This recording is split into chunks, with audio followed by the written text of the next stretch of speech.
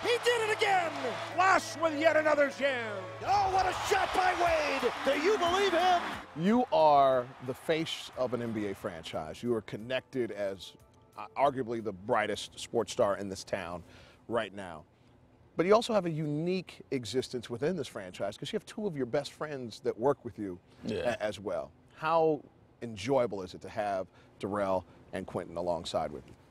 It's been one of the best things about this year, for me, is to be able to, through the ups and through the downs, whether it's on the court or off the court, I have those two guys to go to, vice versa. Q has been a good friend of mine since I was in, high school, and our relationship has gotten bigger and bigger and better every year. And D. Wright is someone that came in and, I kind of took under my wing early and brought him into the family, and now all of us are connected. And of course, Devin Wright is a huge connection for all of us because, that's me and Q's godson. But, these are guys that I'm having a relationship with for the rest of my life. When I'm old, when we all done playing the game of basketball, we all can sit somewhere, hopefully somewhere warm, and just talk about the moments that we shared in life.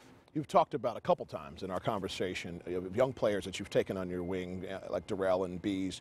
Who was the guy that did that for you? Well, when I came in, the first person was Caron Butler. Caron kind of, took me out to eat, sat me down across the table and told me about the NBA. Told me what to expect, what not to expect. Told me to smile all the time. So he was the first person when I got in the league that I felt like I got a big brother, by my side. And then as the year went on, Lamar Odom became, that person that I sat in back of on a plane and just had so many conversations with him, and him really schooling me on the whole thing and just bringing me along, making me feel comfortable and confident with my role on the team. And as you see, as the year went on, I started playing better because I started feeling more comfortable. Wade puts it up. It's good! Because of that year, because of those guys, is the reason I'm having success I'm having, because they made me feel not only welcome, but wanted. Wade's feelings from his rookie season have shaped his philosophy on leadership. He is a team captain who can push and pull his teammates towards success through both action and words. Case in point, the Heat's highest draft pick in team history, Michael Beasley. Michael is a great kid. He's a great kid, and I understand the position he's put in. He has so much talent, and it's a lot thrown at him, and a lot coming at him, and he don't want to step on no one's toes. But it comes a time where you got to say, listen, we need you. I need you.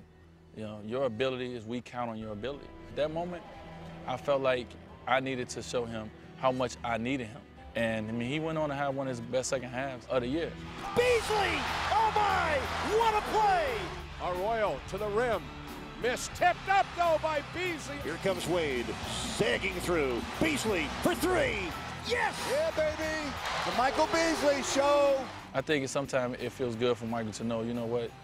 D feels like he needs me to be successful. I do, we do. We need Michael to be the player that we drafted him to be, and that's the #2 pick in the draft and one of the best players in the world. In March of 2010, you turned on that other gear that you have, as you've done from Marquette all the way through your entire career in the NBA.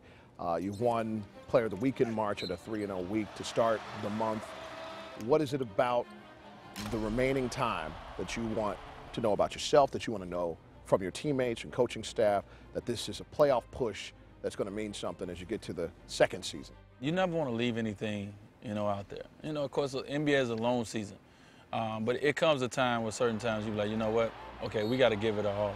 And I've made the statement to my teammates when we was coming out the All-Star break, and I said, listen, whatever happened in the beginning of the season is over. Let's move on with these 20-so-odd games, and let's try to be as good as a team that we're going to be. I'm trying to do what everyone expects me to do, but I'm trying to do what I expect myself to do. And that's to go out and lead this team, to be playing better as we go into the stretch of the season. And finally, Dwyane, above our heads, sometime down the road, a #3 will hang in the rafters. When someone comes in this building 25 years from now and sits down with their kid and says, well, there's number 33, and there's number 10, and there's number 3, when they start talking about you, what do you want that father to say to his son or daughter about the type of player that you were? You know what? That moment happens. I want them to say, you know what, I came and watched that guy play. He gave it his all every night. Whether he had it or not, he played the game like it was his first time playing the game every time. That he loved the game, and he didn't leave anything to chance. Dwyane Wade has a prolific resume of accolades, but what he is most proud of is his significant work in the community. I thoroughly enjoyed my time sitting down with Dwyane to discuss these finer moments of life. Through Dwyane's personality, character, leadership, and work ethic, he has developed a very successful path for himself as well as others. We look forward to watching much more success for Dwyane Wade in the years to come.